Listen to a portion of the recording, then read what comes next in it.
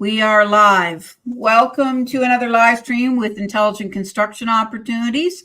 I'm Stephanie Brown, founder of Intelligent Construction Opportunities. And just a little background on us. Intelligent Construction Opportunities provides these live streams so construction vendors like our guest today can share their industry experience and the value their digital tools are offering construction professionals. Today, we're welcoming our co-founder of RiskCast, Reggie Arichabala. How are you? I am awesome. Thank you for having me on board. I'll be honest, this is, one of my first podcasts that I've done, so not sure what I was going to expect, but I've seen enough to know that we're just going to hang out and just chill. So excited to be here.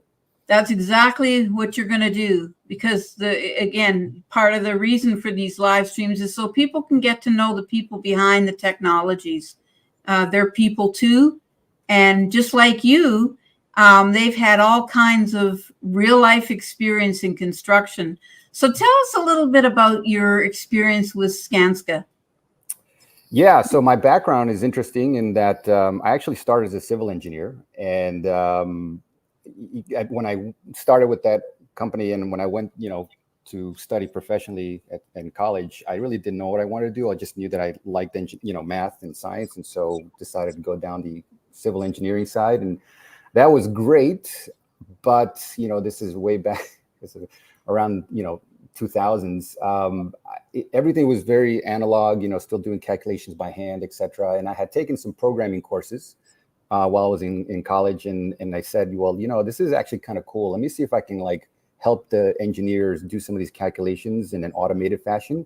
Yeah. And that's kind of like the switch. That was like the switch for me. It was like, oh, this is, what, the engineering side was awesome, but this creating this program to help them do this in an automated fashion, that was even awesomer. So if that's a word. So that's kind of the point where I decided to switch mentally for me careers. And Skanska was awesome enough at the time where they're like, look, I don't want to lose you, but why don't we find you a place in the IT group? And so I switched over to the IT group, and from that place, and they were a great organization to work with. I had a lot of different opportunities to work through.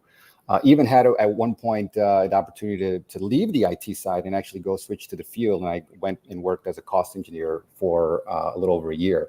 So that's where some of my passion arose for job cost, productivity, self-perform work, etc. Because I kind of lived that problem with the teams on the job site.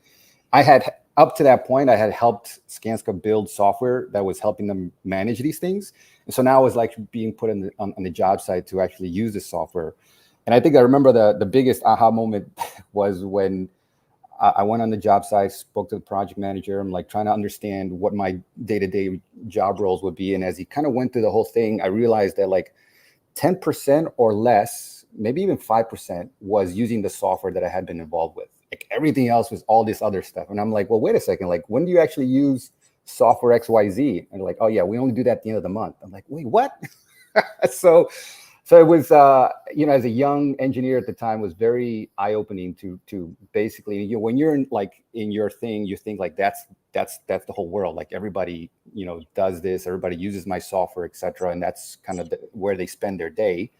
But the reality is when you get on a construction site, and that's kind of when I really realized this, there's so many other things going on. It's so dynamic that, this one very important piece maybe only 5% of what they do on a monthly basis. So that was great. So it was a great experience to kind of really not only understand how the technology was being used, but that, at the end of the day, they're a construction company, not a software company, right? So that's really the business that the team is focused on. And me, and as an IT professional at the time, had to kind of switch my brain and realize, okay, let's put the IT stuff to the side and really focus on the business. Reggie, you're bringing up something that's really, really important and valid.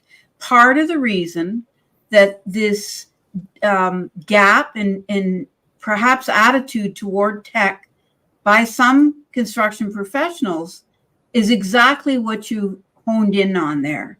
And because you got that direct experience with Skanska, when you said something to me offline that really resonated. when they start to see you as a part of what they're doing, as opposed to some external appendage, maybe, that may or may not serve them. And as I always like to talk about, RiskCast, like all great construction technology, is really just a digital tool. Right. A digital tool. It's just a tool. Yeah. Right place, right time. Right. I don't need it when I don't need it. Yeah. Yeah. I mean,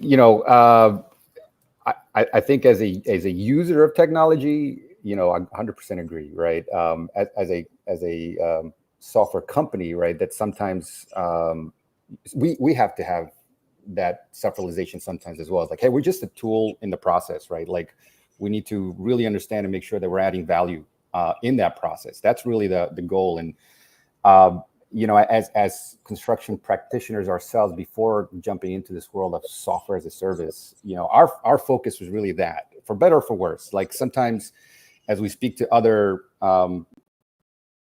software companies, whether they're in construction or outside different industry, the focus, obviously, as a business, you want to gain clients, and that's certainly our focus as well. But you tend to lose are we adding value to the client, and how are we adding value to the client? And for us, that's always been kind of our key DNA, is like, how do we add value?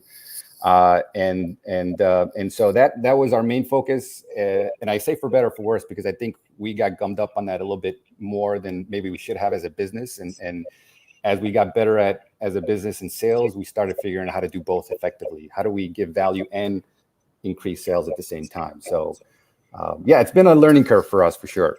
Yeah, but I mean, in fairness, I mean, both you and Alec come from the construction field and have the experience, as you alluded to earlier, with your being in the field for a year, because that was an opportunity you took up and walked away from the direct involvement with the IT team. But I think what's really important to keep embracing is putting yourself in the boots of the user. Right. And you have that purview specifically here at RiskCast, both you and Alec Thompson, your co-founder. So I want to kind of talk about, so if you weren't in construction, what would you be doing? I mean, you talked about liking maths and sciences, and obviously that directed you toward engineering, but you shared a couple of goofy things with me earlier, and again, I think it's important to sort of let people know, like, would you be like, who is this dude anyway?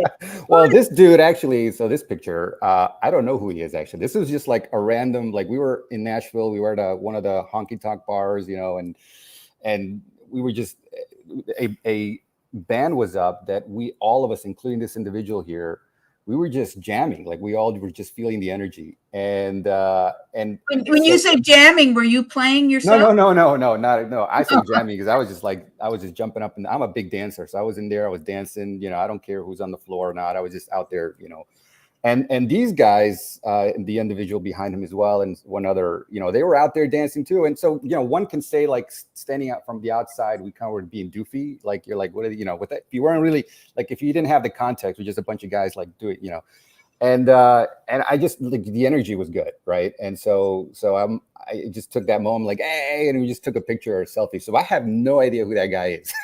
It's just a random dude at a random bar that we were just having a good time. So do you just like bar hopping, or would you? Well, so this is the thing, like, what do you like to do in your, off RiskCast time? Oh no, well, I wouldn't say I go bar hopping, but if the situation provides itself, I am definitely the one who will stay out, all night, right? Like, we do events, and we'll, obviously be professional during the day, go to a conference, etc. But 9 times out of 10, my co-founder Alec or other, employees will, like, I think maybe it comes from the construction side, like that side, meaning that they are early birds and then go to bed early as well, right? I am the opposite. Like, I stay out way into the night, and I'll wake up. I'm not an early person. That that's the one thing I hated about being out in the field. By the way, I just, like, every day being out there at 5:30 in the morning.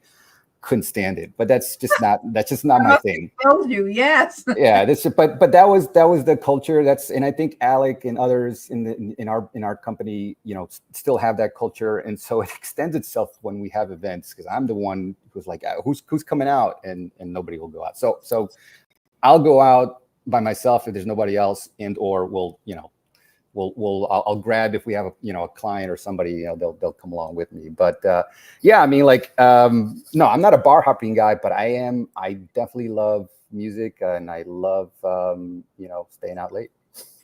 And that's all. You just like to. Well, that's good. I mean, yeah, that's it. I just social. like to especially Nashville, right? I love the music. Like I wouldn't say on a day-to-day basis I'm a rock and roll or country music or any of that kind of type of guy, but it doesn't matter. Like, when you're there, the music is live and the music is awesome, and it's just the energy is great. So that was that. That's just going back to that picture of just me and a random dude just enjoying ourselves that night. Any favorite bars you go to in Nashville?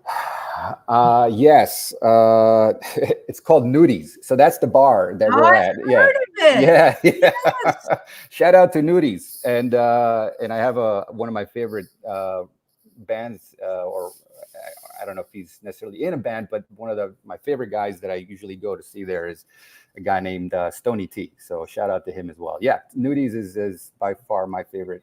There's many, right? Obviously, but that's yeah. I mean, I've heard of Nudies vis-a-vis Kathleen Madigan, the comedian. When she's doing shows in Nashville, she's inclined to stop in at Nudies. All right, so and I'll save my other little questions for you after, but I kind of want to jump into the cause today, and the cause today is what we're talking about: self-performing. Job costing, reporting, all of those great things around that. And I want to kind of get into, from your perspective, because correct me if I'm wrong, maybe you can just share with the audience, your role within RiskCast is more on the technical side. So this is something that you've helped to build in the back end of RiskCast. Is that fair? Yeah. So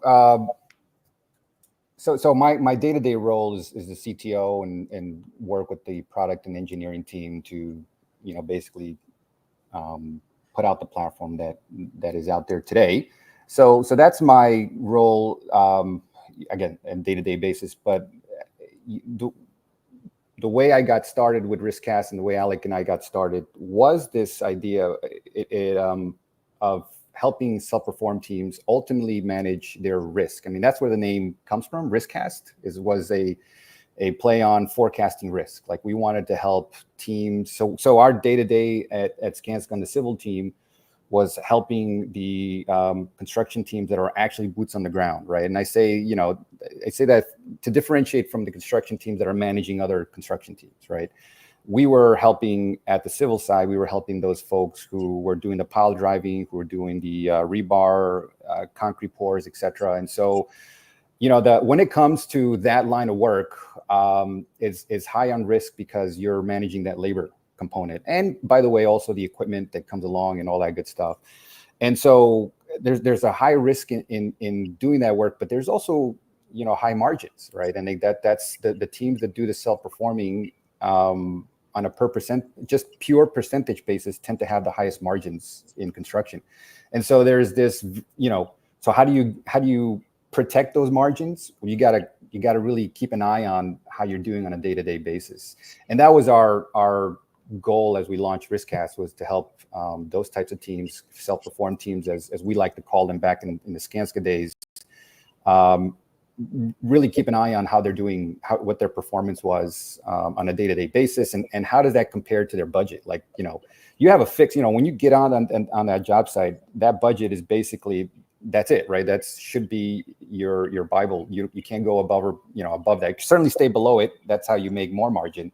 You can't go above it. And protecting those margins, protecting that budget was one of the key goals at Skanska in the roles that I played there, and same with Alec, right? So I think that was our goal was, okay, So we did that. We did it in a very analog way back in the days. We just felt like, hey, how there's got to be a better way to do this in a more modern way, and that's kind of how we got to where we are today. So I kind of want to get into it. So you talk about protecting the budget, and as we all know, from layer to layer through the value chain, when you finally get on to the implementers, and as you call them, the doers, the people on the field, how does RiskCast collect that accurate and real-time data from the field to keep informing the job costing? And what do you do when you also want to, I'll say, protect the quality, Sure, protect the labor's attitudes towards doing things, because it's great to say you want to protect the budget, and obviously margins are made or lost based on that budget. right. So, Right. so how does RiskCast as a tool approach that? So when we launched RiskCast, or actually before we launched RiskCast, we were looking at like, well, how do we actually do this? How are we going to do it? And back at that moment, I was pursuing an advanced degree, and part of my thesis was, to come up with an idea in that degree, to come up with an idea within construction, right? So at the time, big data, machine learning was all the rave. Still kind of is now. Now it's just a new flavor. It's AI, blah, blah, blah. But anyway, so that was like, so the thought there was, well, okay, well, if we want to do this, what I just described, help protect the margins, like we need some kind of big analytics tool to, scrape the data, analyze the data, et cetera, et cetera. Long story short, I realized, like, wait a second, we need a lot of good data in order to do that piece. Like if we were going to throw that technology at it, we need the good data in order to throw the technology at it. And so I had a realization that, wait a second, so actually, as I was thinking through that, I thought back to a conversation I had with somebody at Skanska. As I mentioned, I was in the IT group, and one of my role there was helping them implement a version of this. We had a forecasting tool that we used at Skanska that I was part of. And one of his biggest complaints was, by the time I get the data, it's a month stale, right? It's great that the tool gives me that data. It aggregates everything. I have what my total budget is, my actual cost. I have all the good stuff. Yeah, it's great, but it's a month stale. And he said, wouldn't it be great? Can't we just build a time card and grab the data from the time card and just use that for our weekly analysis, and so we could be more real time. So I want to stop you for a second. Who's the he you're referring to? Sorry. So what's the role of the I would call it the product manager software at that moment. That was my role, right? And I was speaking to a customer within Skanska. His role was I want to say he was either cost engineer or senior cost engineer, right? So they were kind of like the financial person responsible on the job site, right? Got it. Okay. So they're the boots on the ground that are their project managers going to them saying, hey, are we hitting our budget targets, right? And so he's trying to, at the time, the individual was trying to do his analysis, et cetera, and his biggest pet peeve was that it was taking too long for him to get that data, right? By the time he got it, the data was good, but it was just a month late, et cetera. So he had the epiphany that hey, why wouldn't all this data is on the time card, right? And by the way, this is 3 years before I and Alex started RiskCast. So this was a conversation that just as we were thinking about how to use the data, realized that really it's not first things first. We need to get good data, and we ended up calling that the core foundational data, right? And so to answer your question, how do we get there? Our first iteration of RiskCast was not to jump into the forecasting or the job cost side, because we felt that before we could get that there, we needed that good, clean data that that the teams would need in order to do that final step, which is the forecasting. So we jumped at our first product out of the gate was a time card. And it sounds like for those who are not in the construction space, certainly for those, we went to VCs and try to get money as we try to launch the company, and they're like, a time card? What's so difficult about a time card? I'm like, oh my God, let me tell you why. But they still didn't understand, right? there's just so many things for a construction company that's managing their own workforce. You got to take into account the unions, the equipment, what's being installed, all these things, right? That all play into helping you analyze that final piece, which is the cost. But we started there. I think we started there for two reasons. We saw it as a way to grab that data. But we also saw it. Let's talk about the specifics of the data for a minute. Yeah. I just don't want to keep referring it to as data. So you're saying I mean, I know, and you know why RiskCast started with the time card, because it is the beginning of the input of the data. But what about that data is helping you then to take those individual details and work them into your magic, which is now RiskCast? Yeah. So it's a window, right? That time card is a window into what's happening on that job site. Yes, you need to do it to pay people, but you're also, doing it to capture what's happening on a day-to-day basis.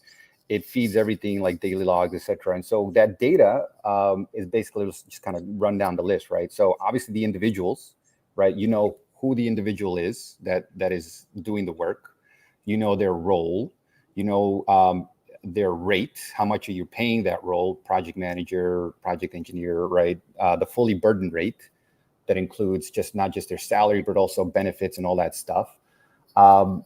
You also potentially know things like what are their qualifications, right? So one of the things we also do is we help clients manage certificates for their crew, right? Are they certified in a lift or whatever that, are they trained in a certain way? So we have all that information now.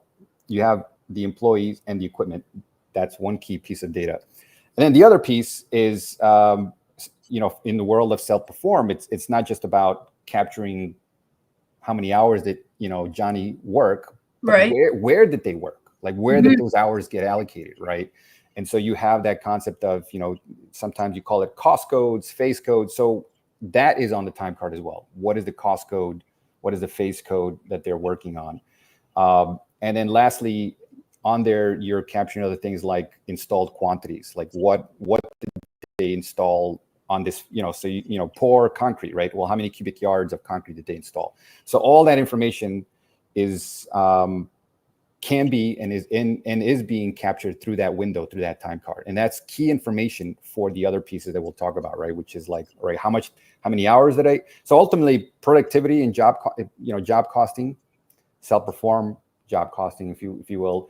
What you're trying to do is you're really trying to say, for the amount of hours that I put in, what did I get out? And how does that compare to my planned budget? I mean, that's basically the essence of that exercise, right?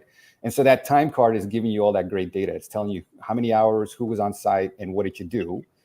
And if we've set up, if RiskCast have set it up correctly, then we also know how to align that to your budget. So that's where the story begins, right? Okay, so let's talk about a little bit of a real-time example. You're onboarding a company, and you need to make sure that you're collecting this time card data as a basis. Yeah. How does RiskCast go about? Well, you also threw equipment in there, and that's pardon the pun, but that's no heavy, or should I say light lift either. Right. To get all the equipment. So how does RiskCast begin to absorb these data points? Yeah. So we are not. Well, let me say it differently, because I don't want to short sell us either, right? Like we're part of the story, right? We're part of the story, especially on the data capture side when it comes to time cards. But often when we come into that story, we're somewhere in the middle, meaning the client already has other processes at the beginning and end of that. So they have a project management system that they're using before us, or they have an accounting system that they're using before us, right? That's kind of where things begin. You start at the estimate, then it gets loaded into project management accounting, and then ultimately it ends up in payroll, but eventually back into that system, right? And so what was missing is us in the middle, or a thing in the middle, to help capture that information effectively. So we kind of, in its simplest form, we plug in the middle as part of that story. The project begins, all that great information, budget, et cetera, begins in an accounting system or project management system. We plug into that. we capture the data, and then we feed it back, right? And so to answer your question, like the key thing is like, we can't be a burden when we plug ourselves in. So when we onboard a client, one of our big value adds that we provide out of the gate is an integration. Exactly. Right? So exactly. we provide, because we can't ask clients to, hey, you already have a process that you're doing all this stuff, like you're not going to do it again with us, right? What we want to do is we want to improve that process by making the data capture easier. That was step one.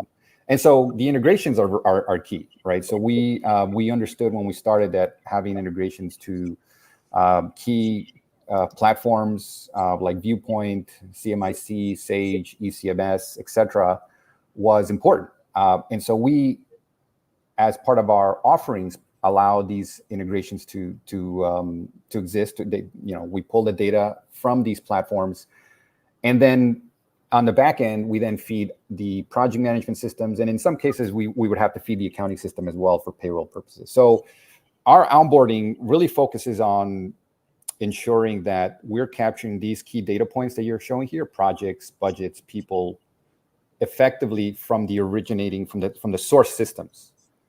And then now, once we have it, and we're helping the client so that they don't replicate that process, we now add an additional value on top of that. And the value is the data capture, the quality of the data, et cetera, before we feed it back, right? So that's the workflow, the value chain, if you will, that we provide. And yeah, I mean, I think it was key to make that as seamless as possible for a new client. We don't begin right out of the gate and say, hey, new client, come on, we're going to plug in an integration, right? Because integrations are hard, right? Even if we've built them, you still got to go through a process of like, is it working correctly, et cetera. So, well, also the maturity of technology is at the point where I know in all my work with my clients that integration is top of the list now. Yeah. It's referred to on the technology side, and I don't know if it's so much used by construction professionals, but it's considered a stack. So where are you in the stack? And I think you did a really great job of explaining where you fit and why you come in at the, I'll say, the middle of where the stack is applied. So without the project management, without the accounting piece, those to me are like the bookends. Right. Project management is the field where the data is created, literally created by the doers, as you call them, right, all the way back to the accounting department in the back office where they're obviously cutting payroll, etc.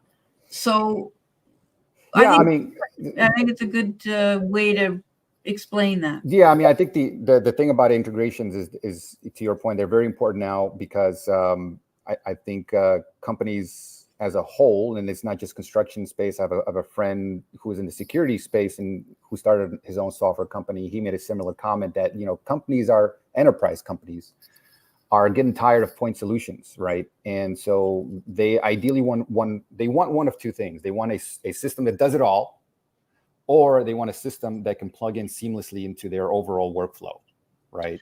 Well, don't get me started on a system that does it all. I don't think the first one exists, right? Exactly, and it shouldn't exist. No, it's not shouldn't. Good for the buyer, right? It shouldn't exist, but then that means you need partners, platforms, you need solutions. By the way, the solution could be homegrown as well, right? That's one of our biggest competitors as well. Sometimes people ask us like, "Who are your competitors?" I'm like, "Yeah, we can itemize the list, but sometimes the competitor is just internal, right? They have built their own. The client decides to build their own homegrown solution. But whatever you do, at the end of the day, those solutions need to plug into that workflow, and so we understand that the integrations are important for that purpose.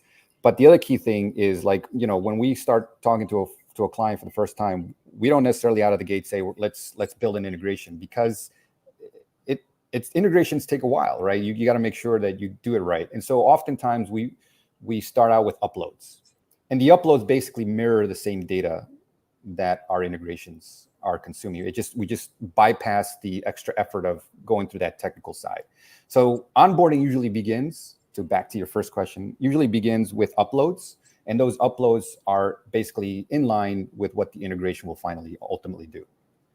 Good, good. All right, let's move on, because I also want to get to a demo portion where we're actually showing our audience how RiskCast handles all this business of job costing. So job costing rather. Can RiskCast identify the cost variances in real time and alert those project teams accordingly? Yeah, so we have a dashboard that in essence does that. The goal is, as I alluded earlier, right, that one individual who I had that conversation years ago, that's what he was looking for, right? He was looking for, like, this data is happening day to day.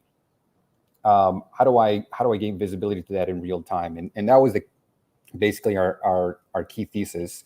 So as we capture that information, it keeps saying the information, but right, like people, hours, installation quantities, all that good stuff. We marry that up with the budget so that we give you those variances where you can tell you, hey, based on how you're doing right now, if you continue at this rate, here's where you're going to end up, right? And that's what we call a straight line variance, right? Because we're saying without any other information, here's your unit rate, and if you continue this, you're gonna overrun on your budget or on your forecast, and that's important, right? Because the number of hours that you're putting in and how much you're getting out, that's the key information you're getting. You're getting your unit rates. So yeah, so we provide a dashboard where clients can go in there on a daily basis, weekly basis to see how they're performing, and therefore make adjustments in real time to their daily construction. That's a good segue then. So what I'd like to do, can you pull up your screen? And I want to give our audience a taste of, what you're talking about, what you're referring to, and so we can sort of show as opposed to tell. Sure. Let me know when you. Absolutely. Here we go. Got going. All right. So can you see it? Yeah. All right. Okay. So ready to start? I'm good to go? Yeah. Cool. All right. So yeah. So right now I'm logged in as a specific user, and this user is called project manager. We can obviously control security based on the role and the user. And what I'm going to go is I'm going to go into this job costing tool. And this is the dashboard that I was alluding to, right? There's a lot of information here, right? So let's kind of dissect this a little bit, because it can be a little overwhelming if you've never seen this information or this type of information before, but it's also very rich information that, frankly, construction companies are gathering this information already today, but probably in a very disconnected fashion, right? Time cards, daily logs, et cetera. And so our goal was to kind of bring it all together. And so here we're showing a dashboard where on a cost code by cost code basis, you can see a lot of good stuff. So here's the cost code, right? Here's the task, if you will, on the left-hand side. I'm looking at this, by the way, for a given week ending date, right? So I can switch and change my week ending date. So because as the team is analyzing their data, they want to look at it week by week and based on the information, but the daily information is also down here, right? So again, let me dissect this a little bit, right? So you got the project, which is the cost code, which is on the left-hand side. And then you got a summary over here that gives you some key metrics, right? So I got my budget, my actuals, this thing that I call the straight line forecast. What do you mean by straight line forecast? So let's talk a little bit about that, right? So, a forecast in definitions basically saying, here's what I think is going to happen at the end of completion of this, right? But between the beginning and the end, the team is actually doing day-to-day work, and they may or may not be working at the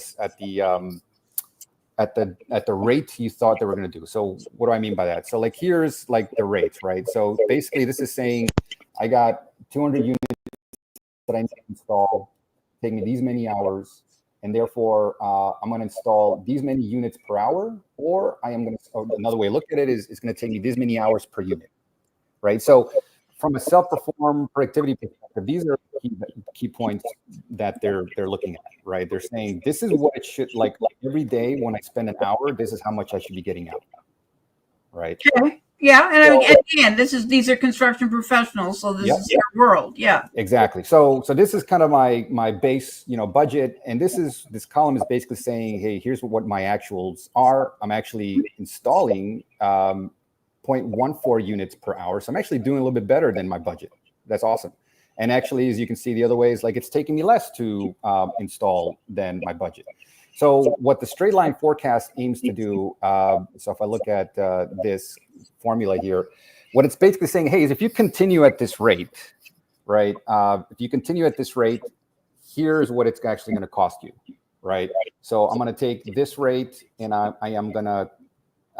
This is what I'm actually running at on a day-to-day basis. It's taking me these many units per hour, and if I don't know anymore, and this is the system speaking, right? If I don't know anything else, then at the end of the day, this is what it's going to take to complete the work. And so that's the goal of the straight line forecast, is kind of give a baseline barometer of like, hey, here's how you're running, and if you continue at this rate, here's where you're going to end up. Now the users can change that number themselves in the forecast. They can decide to say, hey, actually, I know the system thinks this is where I'm going to end up, but in reality, here's what I think it's going to take me. So that's the goal, right? The goal is let the system basically help you out based on the data that we've already gathered, telling you on a day-to-day basis, here's what you've done, and therefore here's where we think you'll end up. But then the user has the option to change those numbers on the right-hand side. All right, so I'm going to throw something out to you. So this is a project manager, okay? Project manager had one guy call in sick today. They were supposed to be hanging drywall on the 14th floor and, get at least 3 more floors done today. How is that project manager easily adjusting these numbers to interpret that scenario? Okay, well, hold on. So let me make sure. So you're basically, so their crew has changed, and therefore their production will change. Basically, Yeah. what you're saying, their day-to-day is so. I mean, I think that. So what was the question? Like, how would they? Well, how does the project manager work with RiskCast to enable those adjustments based on the fact that they're going to be down somebody, they're not going to be producing the work that they thought that the budget's aligned to, and their man hours are, they're down man hours for sure.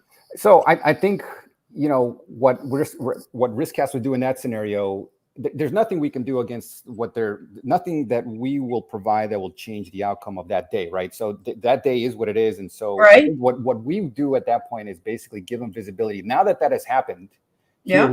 Here's what it has affected. Here's how it has affected your final production, right? And so I have other screens that I can bring up. So just to. Take your time and just do it, because I'm just trying to play this out and play devil's advocate. If somebody wants to use RiskCast, how are they, making it work for them in the reality of the project? Yeah, I think, as I'm kind of thinking through that problem, probably one of the places that I would go, because that specific problem you describe is a problem for that day, right? So where I would likely end up going is back to the time card. Right. So let's look at this. So this is just quickly, I'm not going to spend too much time on this. We talked a little bit about this at the beginning. Like, one of the key value adds we provide is this time card. It has a lot of data. Sure. On the side, quantity, activities on the top. But this is good for the audience to see, though, that foundationally why you started with the time card. 100%, right? Because again, here's where I enter my hours. Right. This is, to your point. Let's go back to your scenario. Right. So now we've done the day. I've entered all my hours. I've entered my units at the top, and I'll show that in a second. So here I'm going to this Costco, and I've said, this is the number of units I've actually installed in this code. Now as a project manager in your scenario, what I want to know is like, okay, what did that do productivity wise actually? So I can go to this time card, and I can look at my productivity, right, for this day. And I can say, okay, well, there's a lot of data here. So let me hone in on some of the key data points here. Let's go over to the cost side. So let's say, here's the cost, right? So my cost should have, this is my total budget. Actually, let's bring up some unit rates so that Yeah, we got the 2-day unit rate. So here we go. This is the unit cost. Okay, so here is my unit cost. This is not a good example, but let me just finish up the example by saying, like, what I would do in your scenario is I would come in here and I'd say, here's what my budget said my unit cost would be, but I actually now ran this much. Right now, obviously, this is not a good example here, but here's where I would see like what my budget is saying I should have spent based on my budget per unit. And if my crew had changed, then these numbers would be different, right? Yeah. And it would let me engage and see, okay, how off am I compared to my budget? And one day is not going to make or break the project, right? But it will, as a project manager, kind of already prepping for what I may need to do tomorrow, or what kind of questions I may get. This is where you would now come and be able to see that information and be able to say, okay, here's what the budget said, here's how I'm actually doing. Therefore, tomorrow, I better get them to increase their productivity, do more units to get me back in line to my budget unit cost, or I need to do, bring in somebody else, right? And so the key here is you have immediate visibility in real time to what your actual unit rate is, both from a cost perspective. Not everybody likes to use costs because there's, depending on security reasons, you don't want to necessarily expose all your cost numbers. There's different philosophies based on construction companies, how they operate. So the other way you can look at it is unit hours, right? How many hours did it take me to actually do this compared to my budget, et cetera. And so I think that might be something more readily off the top of the head of the experienced project manager, knowing how much that particular task might take in terms of time. 100%, right? So there's a gut judgment call for sure on their end from their experience. They look at this and like, okay, this is not going to break us. We can take another day or two like this, but actually by the third day, we better increase our productivity or bring in somebody else, right? To basically catch back up. So all this, this is kind of like, this would be the place I would go to necessarily answer that question you're thinking through. But it's a valid question, right? Day to day, that's going back to the original idea of like, we're trying to protect the margin, right? This is how you protect the margin. You check to see what am I actually doing compared to that budget. Good. All right. So carry on. I don't want to throw us too so this is so going back to this screen, right? This is a lot of good information. Like you mentioned straight line variance. This is the computer basically telling you what it thinks it's going to be at the end of the day. And then you got your details down below so that you can, again, the whole purpose of this is to help that cost engineer that I mentioned earlier, who I had a conversation with, do their analysis, right? They're coming in here. I'm envisioning that individual being able to come in here and say, oh, my time cards were approved. I got all my quantities. What is that actually doing, to these activities that I care about, right? And that's the goal of this screen. The next piece of this is, as I mentioned, like you as a cost engineer also want to be able to adjust the forecast, right? And what is the forecast? So forecast is another big component of job cost. It's your idea of saying like, here's what my project is going to be, where it's going to be at the end of the day. And so in that vein, the next piece that we recently released is this forecasting tool. And so I'll jump and talk a little bit about this. So this forecasting tool, I think I would call it iteration 1. We are in the process of working on our next evolution of this, which I'll talk about in a little bit. But this is like this back in the day when I was at Skanska, a grid like this, data like this was key, right? As an individual, as a cost engineer, I want to come into the project. I want to see all my codes in one shot, quickly, fast, etc. I want to be able to search and say, show me everything that's just labor, right?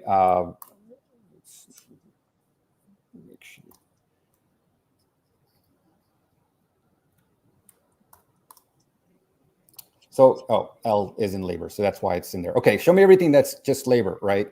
So I can filter by certain things, and then I can go across and, anything. What you want to understand is what is the story that's being told here, right? So let's not overwhelm the audience. Let's pick something. Why don't we hone in on, I don't know, storm drainage? Yeah. Okay. Let's do cast in place concrete, because I think that was whatever you think is better. All right. So let's look at this one, right? So what what the story that we want to tell is, what was my budget? What is my original budget? What is my current budget? What is my period information? So period being like, how much did I spend in this month, right? And then ultimately, what is my job to date? And then therefore, what is my forecast?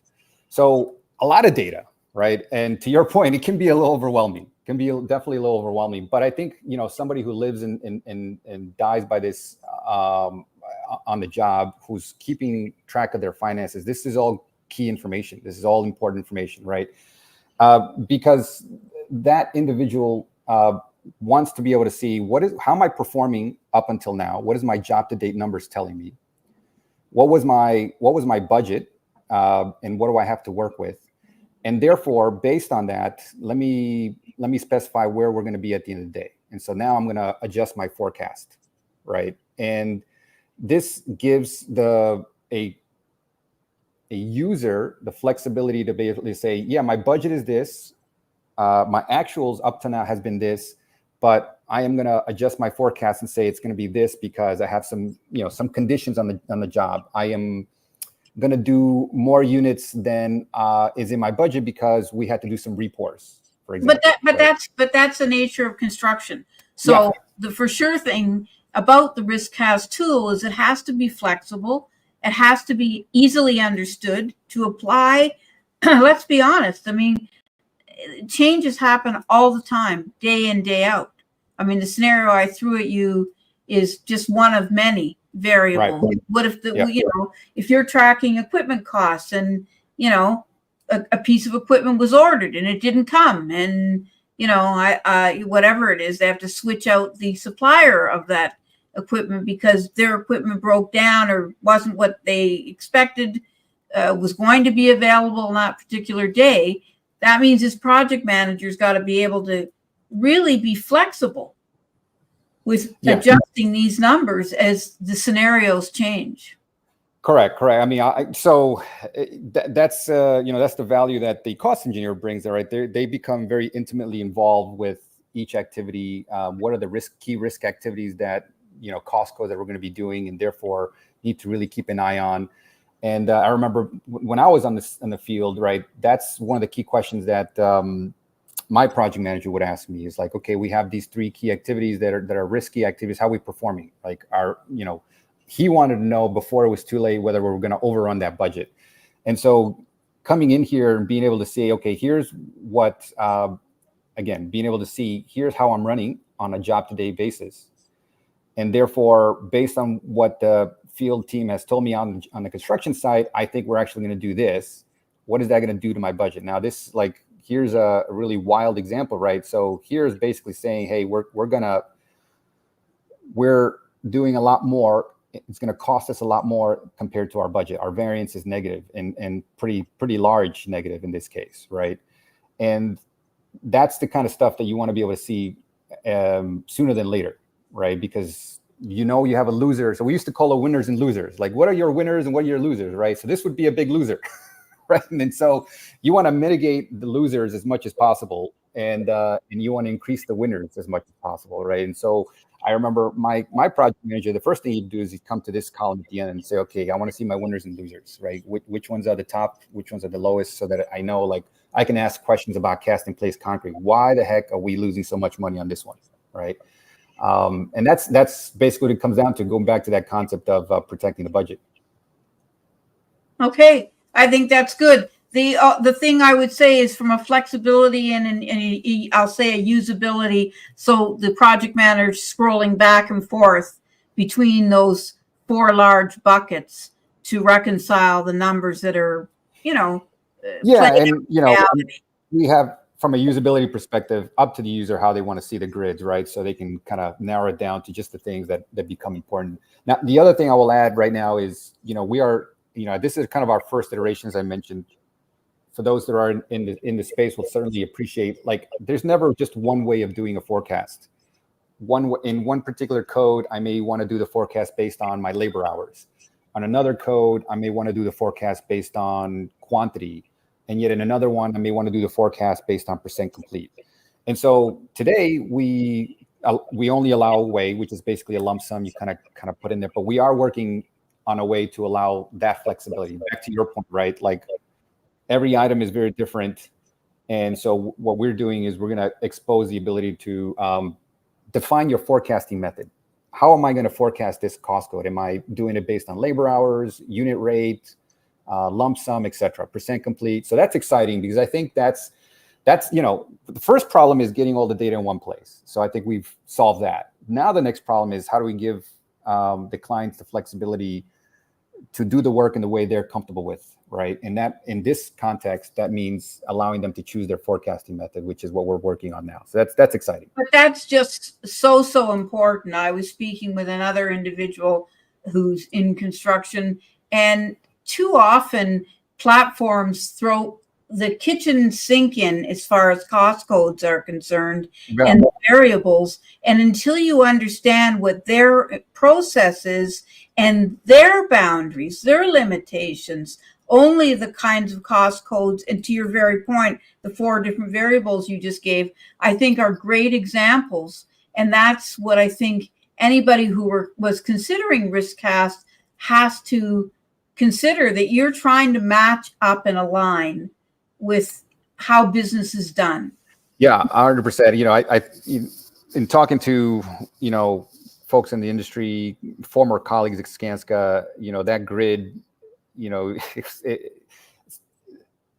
the feedback was like, I don't understand. Like, it's so simple. We just need a grid. It doesn't have to be like, it's not rocket science. Here are the data points. We just need a grid, right?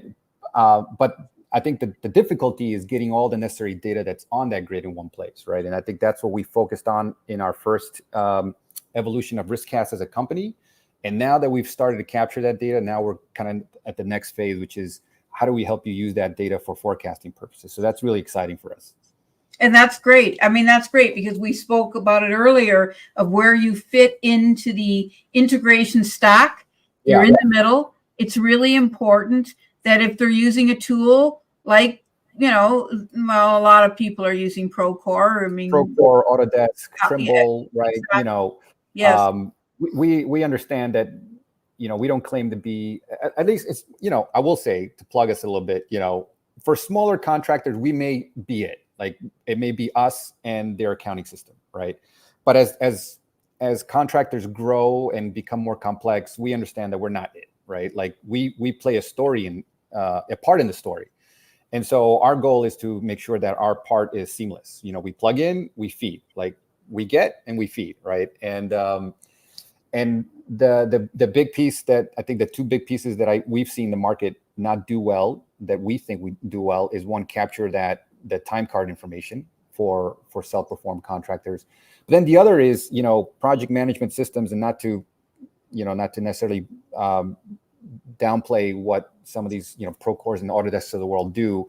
They do the project management forecasting side great, I think, for construction management, for projects where you're managing other contractors.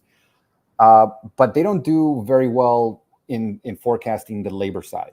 And I don't mean resource forecasting. I mean like self-perform, the productivity forecasting, right? And so we see us being a great partner for those platforms in augmenting that, right? Like, even though as a whole, you may still use, let's say, a Procore to do your overall financials, there's still this piece, the labor and equipment side, that they don't quite do it right yet. And so that's where we plug in, right? We kind of let you do that, and then we feed the Procore the final information.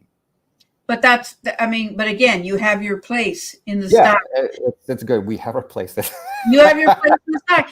And we started off the conversation by talking about having clean data, right? You have to have clean data. And then you have to understand where you are, if you are in an integration stack. And if nothing else, for sure there's QuickBooks or some kind of accounting. So even if there was just you and accounting, there's still something that you feed back and forth. Right. Yeah, exactly. We know our place, right? And there's a lot of good reasons for that, right? Like, you also, as a business, you don't want to go outside your domain, because then that just distracts you, right? You don't add as much value. And I think we've found the place where we add value, and that's kind of what we're focusing on. And I think that's really important. I really like the call out. I look forward to sharing today's live stream with people that weren't able to participate today live with us. But for sure, I think there's a lot of what I call nuggets that Reggie, you shared, and I really, really appreciate it. So if people want to connect with you, is this the best way to do it? That is the best way to do it, for sure. Reach out. We're, I think we, as an organization, we love construction, even for the clients that ultimately, let's say prospects that ultimately don't become clients. I think we always learn something from the conversations, right? And back to your point, like the little story I was sharing with you was when I was an IT professional in Skanska, one of the biggest compliments I got was like, "Oh, I don't feel like you're IT. I feel like you're part of the team," right? And that's ultimately, I think, what we've tried to do at RiskCast is we just want to kind of feel like part of the team, understand that, like obviously, we are at the end of the day a business, right? So there's got to make sure we do that effectively. But that's really, honestly, like we just really want to be partners and be part of the team, and that's always the thing that kind of motivated us. But that's a good wind up to my old mantra, which is you are a digital tool. Right. You are a digital tool, and you are used when you need to be used. And otherwise, nobody's thinking about RiskCast or any other tool, Procore, whatever. And they shouldn't. They shouldn't. Right. You can look at any construction site on any given day, and it's rarely you're ever going to be able to spot the person running around with a red. Exactly. This goes back to like what I was saying. I don't even if I said it here on the pod in our live stream or before, but when I got on that job site as a cost engineer, the fact that the software was only like 5% of what I did, right? That was a shock to me. Like, what do you mean? Like, I thought you guys lived and died by my software. No. But this is a 20-something-year-old kid at the time for me, and so that was the biggest thing. I was like, oh my God, yeah, all right, let me step back and really understand what else they do on a day-to-day basis. I mean, don't get me wrong, like when it came time for them to use my software, the thing that I was involved with, they were very happy that it did what they needed to do, but then they moved on. But that's why, again, I say they're digital tools. You use a level when you use a level, use a hammer, use an excavator, name the table saw, whatever tools are involved in this particular kind of build and project that you're talking about is where you use the tool. And all of our tools, doesn't matter what, I'm using a conduit here for a live stream. I mean, it's one of my tools, right. But I'm not, my life doesn't live or die on this conduit. It's a tool. Yep. And I think that construction professionals certainly have to, as an overarching respect thing, I think this is where the cynicism comes from, or has come from, is because some digital tools were perceived like your 20-year-old self, and they know that that's not their reality. They're looking at you like the skill saw. When do I need the skill saw? Great. Is it working? Good. I got my work done. The guy that's operating it, didn't saw off his own limbs while using it. We're good. Yeah, let's move on. What's the next thing? What's the other problem? I gotta, What are the 20 other problems I have that are lined up behind that one? So I love it. I think, we're going to call it a wrap today. And I'm going to say, we hope you enjoyed today's session. If you have questions about today's presentation, you can either email Reggie directly or email us at info@intelops.com. We are partnered with RiskCast and more than happy to make sure that you see the parts of their puzzle as much as you need to see it, and when you have the time to do that. And if you want to be able to show off your own technology, other people that might be listening in or hearing us after the fact, contact Intelligent Construction Opportunities again at info@intelops.com. Really enjoyed this, Reggie. You went deep. And I like it. It can be good and bad. You let me go deep, I'll go deep. Definitely. I mean, I love technology, but as I mentioned, the whole productivity forecasting is definitely a passion area for me. but it's important. I think it's important. What we're trying to give our audience is the transformation. What's RiskCast doing? And that's why as soon as you bought up your demo, you were able to show, okay, you can change the numbers. And that's why I threw the scenario out at you, because that's the kind of fire, you know, yeah, in a general way that the project manager's fighting. No, that was great. That was a good use case. Got me thinking for a second, but kind of brought it back home. All right. Well, we'll see you on the other side. I want to thank anybody who did tune in live today, and look out for our edits that'll come out, and we'll share these nuggets with you after the fact. Thanks again, Reggie. See you on the other side. Yes, Steph. Thank you. You're welcome.